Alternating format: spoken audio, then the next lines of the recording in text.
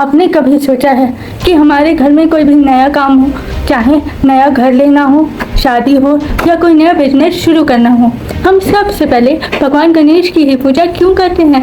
किसी और भगवान की पूजा क्यों नहीं करते? क्या यह सिर्फ एक परंपरा है या इसके पीछे कोई गहरी साइंस और साइकोलॉजी छुपी है?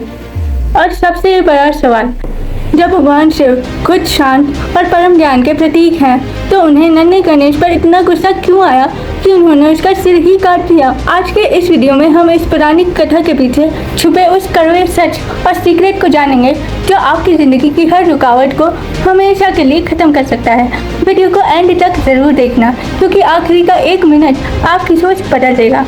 और चैनल को सब्सक्राइब जरूर कर देना। कहानी शुरू होती है कैलाश से। माता पार्वती अकेली थी और उन्हें एक ऐसे रक्षक की जरूरत थी जो सिर्फ उनके प्रति वफादार हो। उन्होंने अपने शरीर के चंदन, हल्दी और मैल से एक सुंदर बालक की आकृति बनाई और उसमें प्राण फूंक दिए। पार्वती जी ने बालक को गुफा के बाहर पहरा देने को कहा और आदेश दिया, चाहे कोई भी आए अंदर मत आने देना। तभी सालों की तपस्या के बाद भगवान शिव वापस लौटे। बालक उन्हें नहीं जानता था, इसलिए उसने शिव जी को उनके ही घर में घुसने से रोक दिया। शिव जी ने समझाया, पर बालक नहीं माना और फिर क्रोध में आकर शिव जी ने अपने त्रिशूल से उस बालक का सिर धड़ से अलग कर दिया। माता पार्वती का विलाप देखकर पूरा ब्रह्मांड कांप उठा। तब शिव जी ने अपने दूतों को आदेश दिया कि जो भी पहला जीवित प्राणी मिले उसका सिर ले आओ। दूत एक हाथी का सिर लेकर आए, जिसे बालक के धड़ पर लगाया गया और इस तरह जन्म हुआ हमारे प्यारे गजराज यानी भगवान गणेश का। अब आप सोच रहे होंगे कि यह तो बच्चों वाली कहानी है, लेकिन रुकिए, हमारे पुराणों में लिखी हर कहानी एक कोड है जिसे डिकोड करना बहुत जरूरी है। मिट्टी का पुतला क्या है? माता पार्वती ने जिस मिट्टी और मैल से बालक को बनाया वो प्रतीक है अज्ञानता और अहंकार का। शिव जी ने सिर क्यों काटा? शिव जी साक्षात परम ज्ञान और शांति हैं। जब अज्ञानता यानी बालक, ज्ञान यानी शिव को अपने भीतर आने से रोकती है। सरल शब्दों में, जब अज्ञानता ज्ञान को अपने भीतर आने से रोकती है, तो ज्ञान को उस अज्ञानता का सिर यानी अहंकार काटना ही पड़ता है। हाथी का सिर ही क्यों? हाथी का सिर प्रतीक है अथाह बुद्धि और कर्म शक्ति का।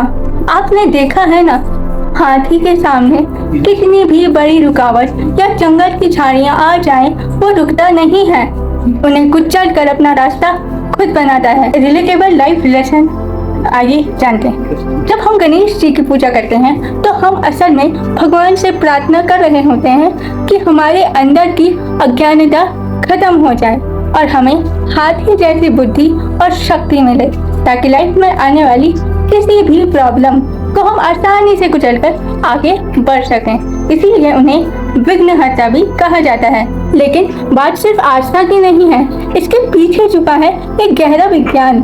असल में जब मिट्टी से तैयार गणपति बप्पा की मूर्ति पर दूर्वा या हल्दी जैसी औषधीय वस्तुएं अर्पित की जाती हैं, तो मिट्टी उन प्राकृतिक गुणों को अपने भीतर समाहित कर लेती है। इन वस्तुओं में सौंधी सुगंध आती है, जिससे पूरा माहौल पॉजिटिव हो जाता है। यह पूरा माहौल हमारे नर्वस सिस्टम और मानसिक स्वास्थ्य को इस तरह से एक्टिवेट करता है कि तनाव दूर होता है और मन में एक गहरा आत्मविश्वास और सकारात्मक ऊर्जा का संचार होता है। यही कारण है कि हर मंदिर के एंट्रेंस पर गणेश जी होते हैं, ताकि आप अपने सारा ईगो और अज्ञानता को बाहर छोड़ें और पवित्र निस्वार्थ मन से अंदर प्रवेश करें। देवताओं ने भी यही वरदान दिया था कि किसी भी शुभ काम की शुरुआत गणेश वंदना से होगी, तभी वो काम सफल होगा। अगली बार जब आप गणपति बप्पा के सामने सिर झुकाएं तो याद रखिएगा, आप अपनी अज्ञानता को छोड़कर ज्ञान की ओर बढ़ रहे हैं।